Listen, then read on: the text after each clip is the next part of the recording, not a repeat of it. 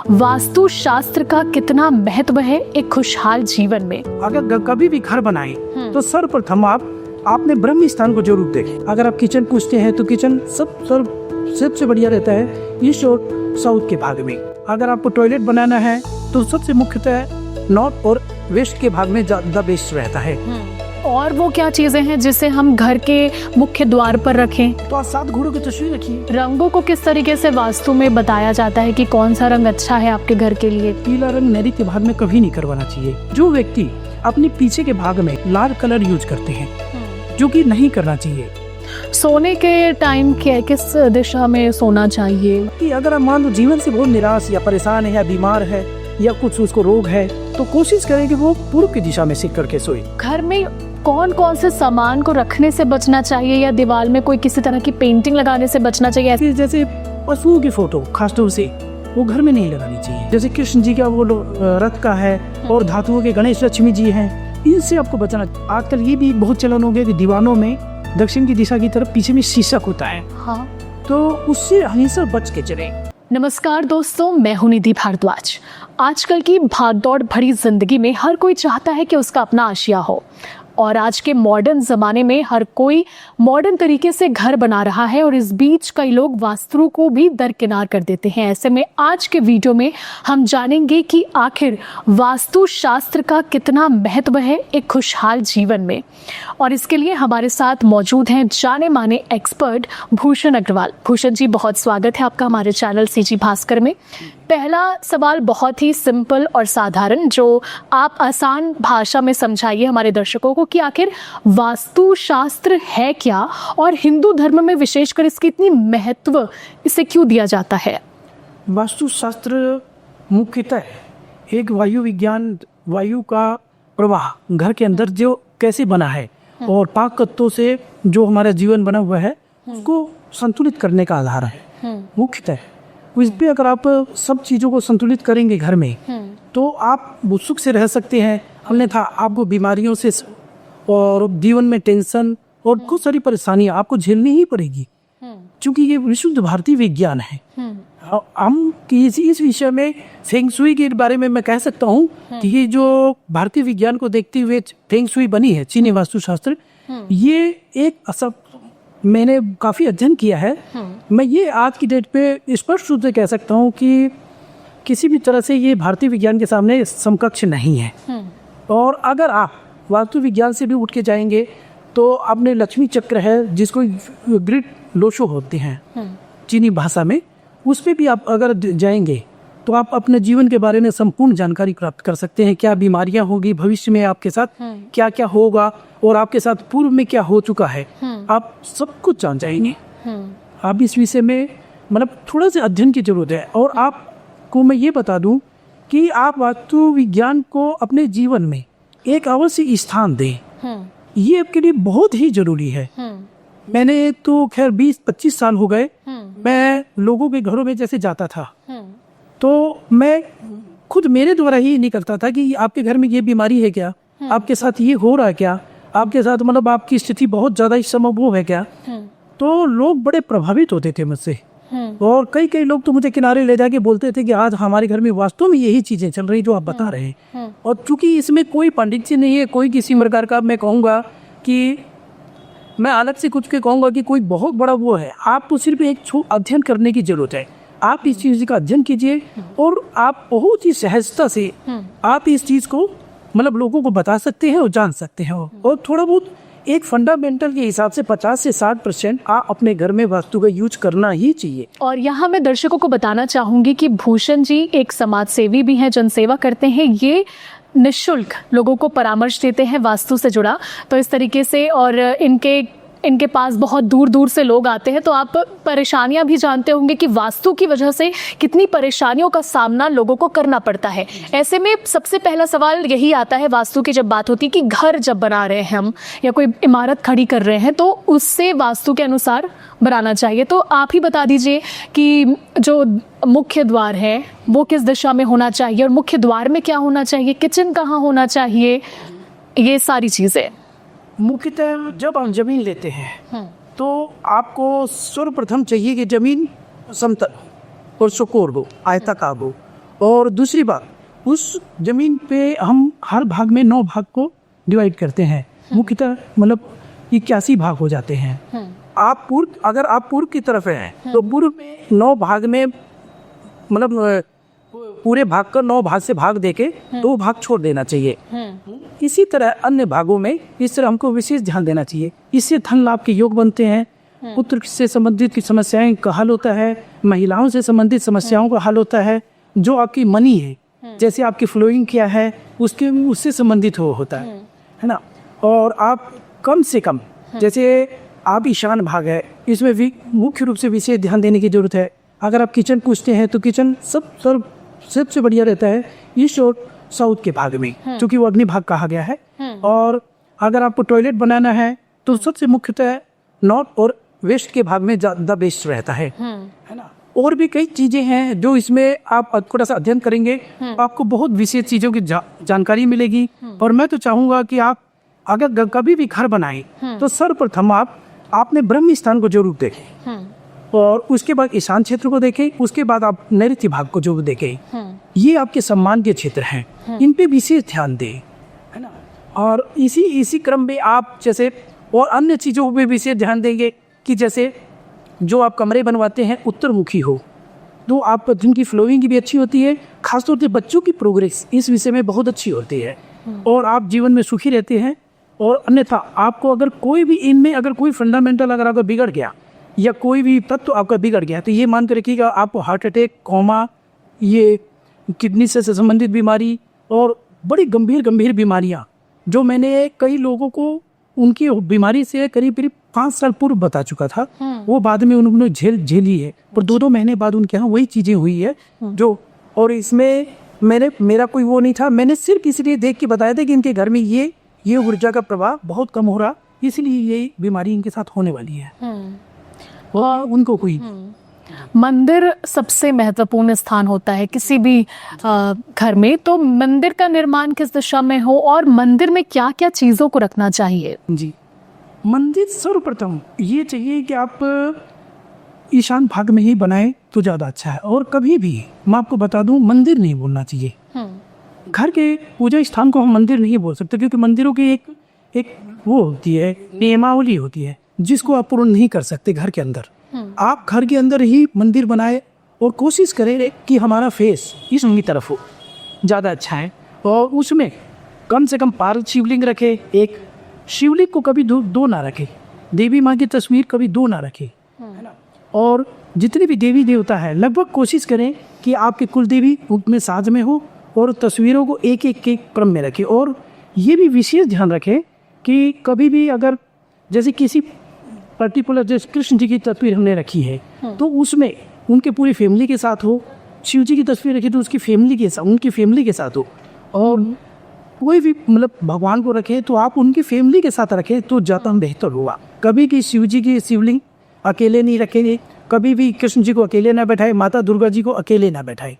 तो इससे क्या ना आपके जीवन में एक तनाव आता है जिसको आपको हमेशा झेलना पड़ता है, ये चीज़ें। और ख़ास तौर से अभी मैंने एक घटना हुई है मेरे साथ, मैंने कुछ लोगों के घर बनवाए थे तो उन्होंने अपने गुरु से या किसी से पूछ के ये अग्नि क्षेत्र में एक मंदिर बना दिया जिसका फेस दक्षिण की तरफ था, उनका फेस पूजा करते समय।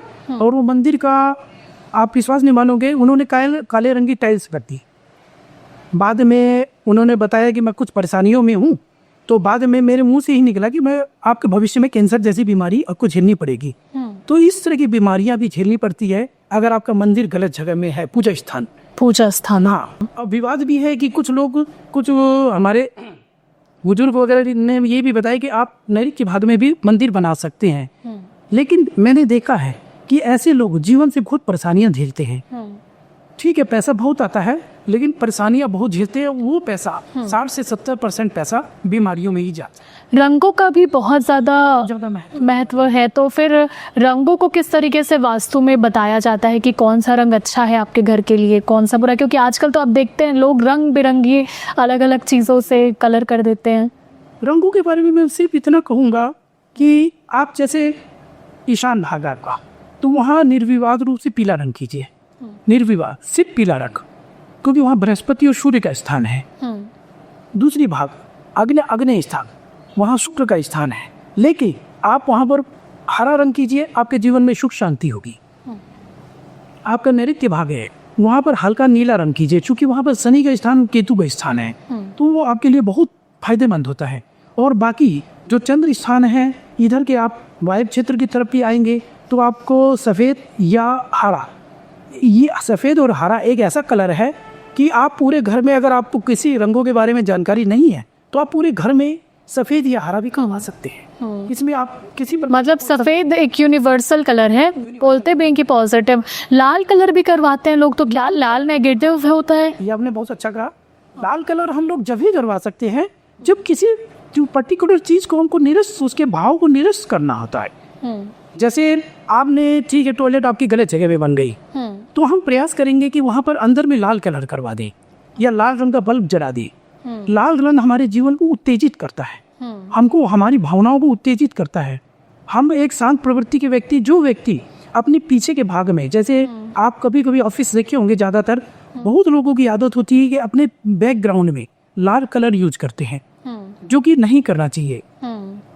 क्या होता है, उस समय के लिए वो प्रभाव तो ठीक है, लेकिन बाद में आपको रोगों की संभावना बहुत ज़्यादा बनती है, तनाव की संभावना बहुत ज़्यादा बनती है, और आपको जीवन में बहुत सारी परेशानियां देखनी पड़ती हैं। तो इसीलिए मैं कहूँगा कि लाल कलर का यूज कम से कम करें। हाँ, कोई चीज़ अगर गलत बनी है तो उस जगह में आप लाल कलर की कोई भी, जैसे बल्ब लगा दें, लाल कलर का वहाँ रंग कर दें, तो उसका प्रभाव उस समय के लिए निरस्त किया जा सकता है। ठीक है। भूषण जी, बहुत से लोग घर को अलग अलग तरह से सजाते हैं, कई तरह के सामान लाके, तो घर में कौन कौन से सामान को रखने से बचना चाहिए, या दीवार में कोई किसी तरह की पेंटिंग लगाने से बचना चाहिए? ऐसे भी कुछ कुछ वास्तु में बोला गया ना, तो वो क्या क्या चीज़ें हैं? बहुत सारी चीज़ें हैं। जैसे आप ये कहेंगे कि जैसे पशुओं की फ़ोटो खासतौर से वो घर में नहीं लगानी चाहिए कभी भी। हिंसक जानवरों की फ़ोटो कुछ लोग शौकिया लगाते हैं, हाँ, और वैसे नहीं लगाना चाहिए। और आप अगर ईश्वर की फ़ोटो भी लगाते हैं तो जैसे हनुमान जी को छाती फाड़ते हुए, जैसे उड़ते हुए, संजीवनी लाते हुए, जो दुख मुद्रा की तस्वीरें हैं, वो इनसे आप कुछ बचना चाहिए हमेशा। वो कभी भी आपको यूज नहीं करनी चाहिए। मैं बहुत जगह देखा हूँ कि लाफिंग बुद्धा, आप, ठीक है, आप जो अपने हिंदू धर्म में कुबेर जी का स्थान दिया गया है, लाफिंग बुद्धा को लाके आप ऐसे ही रख देते हैं, जबकि आपको इनके महत्व के बारे में जानकारी ही नहीं है कि इनको सिर्फ दरवाजे के ठीक सामने रखना चाहिए। इसका ये प्रभाव होता है कि जो व्यक्ति आता है उसकी सारी ऊर्जाएं, जो नेगेटिव ऊर्जाएं होती है, उनमें समाहित होती है। अब चूंकि उनको आप अकेले ना रखें, उनके साथ मेडल रखें, 4 सिक्के रखें, और ऊपर लक्ष्मी जी का वो रखें।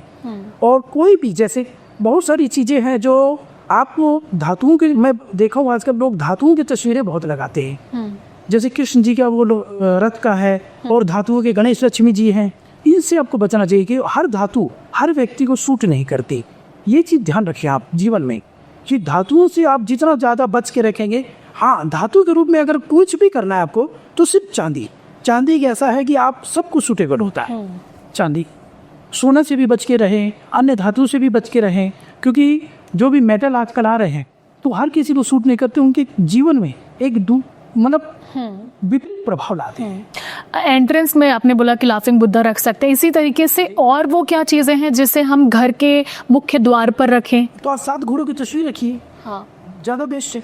7 घोड़ों की तस्वीर, जैसे जो व्यक्ति घर में गुस्सा है, मैंने ये देखा है कि 7 घोड़ों को लोग सजाने लगे हैं। हाँ, जबकि नियमतः हमारे ही ग्रंथों में है कि नियमतः ये है कि उस तस्वीर को लाके पहले आप उसको सिद्ध कीजिए, आप अपने अभिमंत्रित मंत्रों से सिद्ध कीजिए, फिर उसको घर के जहाँ पर इंटरेस्ट द्वारा उसके सामने आप लाके लगा सकते हैं। उससे क्या होता है, वही काम वो भी करता है, जितनी घर की नेगेटिव ऊर्जा है वो उनमें समाहित हो जाती है।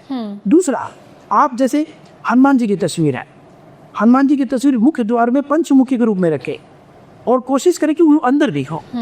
बहुत लोगों को मैंने देखा कि गणेश जी की भी जैसी तस्वीरें, गणेश जी की तस्वीर सिर्फ एक तस्वीर लाके कि घर के बाहर टांग देते हैं, और जबकि उनको मालूम है कि गणेश जी की पीठ के पीछे दरिद्रता होती है, तो कहीं भी दरिद्रता शुभ नहीं होती।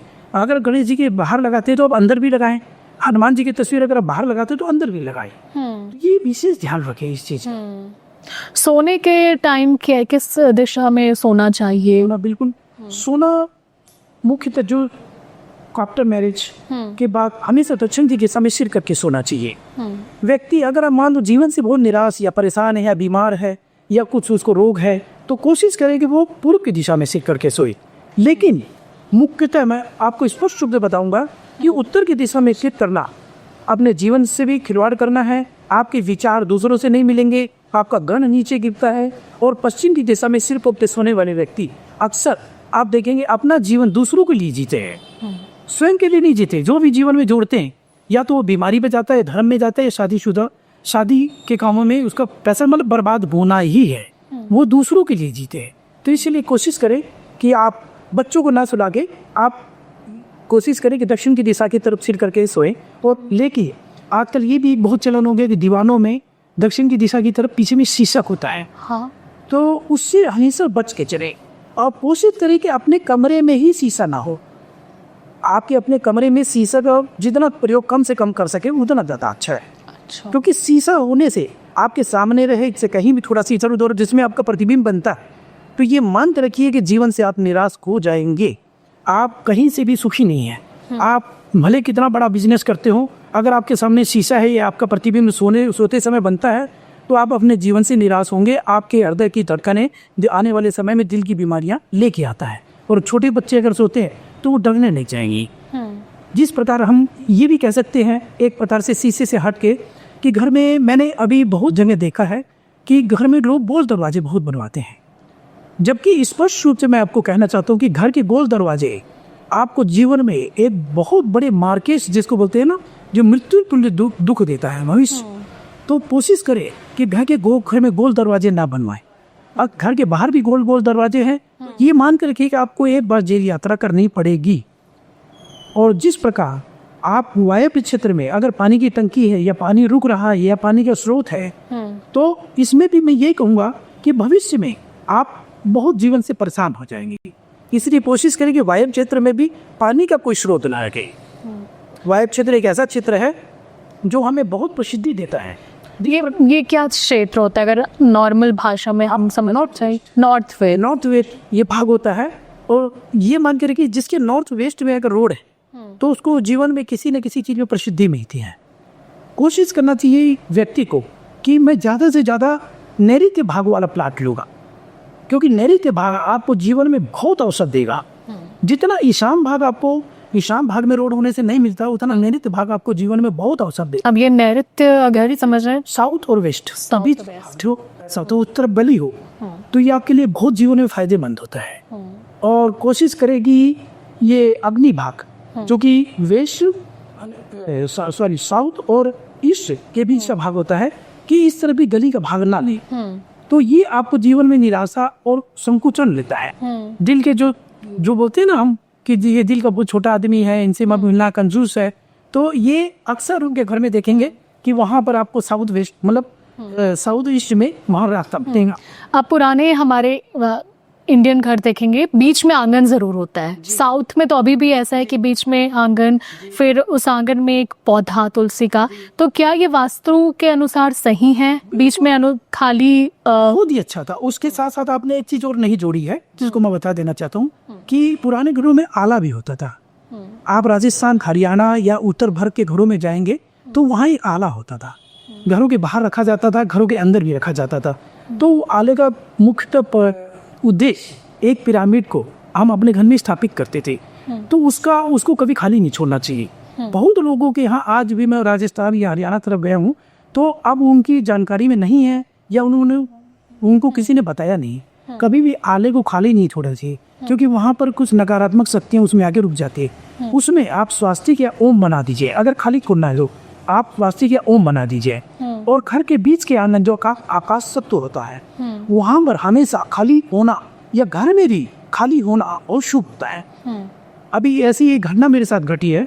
मैंने एक विजिट किया था, एक बहुत बड़ा नील वाले व्यक्ति थे और उन्होंने किसी वास्तुशास्त्री से पूछ के बहुत अच्छा बना लिया था।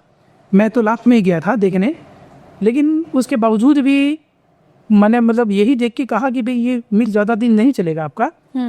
तो काफ़ी क्रोधित भी हुए थे, तो बोलने भी लगे मुझे कि आप कैसे बोल रहे हैं। सब ने मेरे को कुछ नहीं कहा इसके बारे में। तो मैं बोला नहीं, एक सिंपल सी चीज़ है कि आप कहीं ज़्यादा दिन नहीं चलेगा। उसका मुख्य कारण वो यही था कि उसके बीच में जो हृदय था वहाँ एक बीप खड़ा था बहुत मोटा। तो उस बीप की वजह से स्वाभाविक है कि जब आपके हृदय में कुछ सूल लगा हुआ हो तो आपको कोई काम चलना ही नहीं है। वो तो भविष्य में आखिरी में मैंने देखा आफ्टर 6 महीने बाद वो बंद मिला, मुझे बिल्कुल बंद हो गया था। तो जैसे आजकल फ्लैट का कॉन्सेप्ट बहुत ज़्यादा बढ़ चुका है बड़े बड़े शहरों में, तो बहुत सारे बिल्डर्स बोल तो देते हैं कि ये भी वास्तु के अनुसार हमने फ्लैट का निर्माण किया, पर कई बार ऐसा नहीं होता। तो ऐसी स्थिति में जो लोग अब बाहर रहते हैं, जिनका फ्लैट उसके अनुसार नहीं, उन्हें क्या करना चाहिए? मैं आपको व्यक्तिगत अनुभव के हिसाब से बता देता हूँ कि 60 से 70% नहीं रहता है। हाँ, नहीं रहता है ना, वहाँ पर रंगों की प्रधानता होती है ना, उसका वायु का कुछ वो होता है ना। वो मतलब किसी तरह फ्लैट बेचने के हिसाब से किसी मतलब उनके द्वारा सिर्फ ये लोगों को एक भ्रमित किया जाता है कि हाँ भाई वास्तु ने हमको दिखा लिया है। मैंने जितने भी गए हैं, मैंने बहुत सारे घरों को देखा है जिनके घर में तरह तरह की बीमारियाँ थी, बहुत बीमारियाँ थी। जैसे किसी का ईशान भाग है, ईशान भाग बिगड़ा हुआ है तो हृदय रोग होना है। ईशान भाग में नीला रंग होना वो दुर्भाग्य सूचक होता है, जीवन में कोई कार्य सफल नहीं होना। इसका मतलब धीरे धीरे आपकी अवनति की ओर आता है ना आपके। अब मैंने वहाँ पर ये भी देखा, रंगों के बारे में बता रहा हूँ कि आप उनके यहाँ नैऋत्य भाग में पीला रंग है, पीला रंग नैऋत्य भाग में कभी नहीं करवाना चाहिए, क्योंकि उससे हमारे घोर निराशा, हम अपना जीवन दूसरों को तो दिखाते हैं कि बहुत अच्छा है, लेकिन हम स्वयं में बहुत निराश होते हैं। तो कोशिश करना चाहिए। और फ्लैट के मामले में आप कभी भी लें तो कम से कम कुछ मतलब फंडामेंटल चीज़ों के बारे में जानकारी हो कि वहाँ पर ईशान में टॉयलेट बाथरूम ना हो, किसी तरह का किचन ना हो, और वहाँ वायव्य क्षेत्र में, वहाँ पर वायव्य क्षेत्र में किसी तरह मतलब मास्टर बेडरूम ना हो, और वहाँ के नैऋत्य में टॉयलेट ना हो, है ना, और वहाँ के अग्नि भाग में बोरिंग ना हो। बोरिंग मतलब जैसे पानी रखने का बड़ा स्थान ना हो, क्योंकि अगर वो अग्नि क्षेत्र में अगर आप पानी रखते हैं तो ये मान के रखिए कि आपके जीवन में कोई ना कोई हादसा लिखा है। और अक्सर मैंने तो खैर अनुभव भी किया है कि अक्सर ऐसे लोग के कोई दुर्घटना में मृत्यु योग भी होता है ना। ये चीज़ें बहुत ज़्यादा पाई गई है। तो अब ये तो हमने जान लिया कि वास्तु के अनुसार हमें क्या क्या करना चाहिए, लेकिन अब कंडीशन कुछ ऐसी आती है कि लोग वास्तु दोष का शिकार हो जाते हैं, मतलब उनके घर में चीज़ें अप एंड डाउन रहती है। तो अब इससे बचाव के क्या तरीके हैं, इसका क्या समाधान हो सकता है भूषण जी?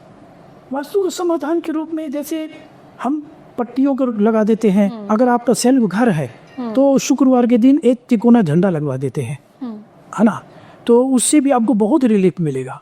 और कोशिश करना चाहिए कि कभी भी घर परचेज करें या बनाए। कई लोगों को कहना ये है कि हम बिना तोड़ फोड़ के वास्तु बताते हैं, लेकिन वास्तु पहले तो वास्तु को जानिए ना। वास्तु तो पहले से ये बोलता है कि आप बिना मतलब कोई अवरोध के घर बनाए। अगर आपने बना ही दिया है, अगर आपने गलती की है तो आपको कुछ तो करना ही पड़ेगा ना। उसके लिए आपको टोटली अगर ये सोच के चलेंगे कि हम सिर्फ टोटकों से जीवन चलाएं तो संभव नहीं है। मैंने बहुत सारे उपाय बताए हैं, लेकिन मैंने स्पष्ट रूप से ये भी बताया है कि ये कुछ समय के लिए प्रभाव है। अब जैसे आपकी सीढ़ी गलत बनी है तो हमने 3 स्वास्तिक बनवा दिए उस जगह में। आपका किचन गलत बना है तो किचन गलत बना है तो हमने वहाँ पर स्वास्तिक लगवा दिया, माँ अन्नपूर्णा देवी की तस्वीरें लगवा दी। और मान लो आपके टॉयलेट गलत बना है तो वहाँ पर हमने गंधक से पोछा, वहाँ सिंधा नमक कटोरी में रखने के बारे में बताया है, और मतलब कुछ ऐसे उपाय बताए हैं जो उनको रिलीफ मिलते हैं। लेकिन मैं फिर भी कहूँगा कि ये कुछ समय के लिए उपाय है। कोशिश करें या तो ऐसे घरों को बदले या उस चीज़ को चेंज करें, क्योंकि वो परमानेंट उपाय यही है कि आप उस चीज़ों को मतलब उस वहाँ से आता है। क्योंकि अगर ईशान आपका गड़बड़ है, ये मानते रखिए कि आपको आज नहीं तो कल भोगना ही पड़ेगा। आपके कितने भी उच्च ग्रह हो, आपके कितने नीचे से बोलते हैं कि मंडल आपका उच्च का है, तो आप दक्षिण की तरफ घर बनाइए। आप बहुत जीवन में, अरे ठीक है जीवन में प्रोग्रेस करेंगे, लेकिन ग्रह कभी एक सार नहीं रहते। मैंने इसको भी देखा है, मैंने खूब अध्ययन किया है, तो ग्रह कभी एक सार नहीं होते आपके ऊपर। ठीक है, कुछ समय के लिए प्रभाव होगा, जब आपका नीच का ग्रह आएगा तो वही चीज आपके लिए बहुत जानलेवा हो जाएगी। तो कोशिश करें कि आप पहले फंडामेंटली चीजें सही बनाएं, वो कम से कम 60% ही बनाएं। वास्तु को 60% आप अपने जीवन में करें तो बहुत उन्नति करेंगे। तो अगर आप वास्तु में मानते हैं, हिंदू धर्म से ताल्लुक़ रखते हैं, तो बिल्कुल आप बनाइए, वास्तु के अनुसार अपने घर का निर्माण करें, अपने ऑफिस का निर्माण करें, बिल्डिंग का निर्माण करें। वरना जैसा कि भूषण जी ने बताया कि वास्तु दोष की वजह से कितनी परेशानियां लोगों को आती हैं, कितनी परेशानियों का उन्हें सामना करना पड़ता है। उम्मीद है आपको हमारे इस वीडियो से भूषण जी ने जो चीज़ें बताई है उससे काफ़ी कुछ क्लियर हुआ होगा, और आपके मन में जो सवाल थे उसके भी जवाब शायद आपको मिल गए होंगे। भूषण जी बहुत बहुत शुक्रिया हमसे जुड़ने के लिए। इसी के साथ मुझे यानी निधि को दीजिए इजाजत और हमारे चैनल सीजी भास्कर को सब्सक्राइब और फॉलो करना ना भूलें। हम ऐसे ही वीडियोस आगे भी लाते रहेंगे। नमस्कार, जय जौहर, जय हिंद, जय भारत, जय छत्तीसगढ़।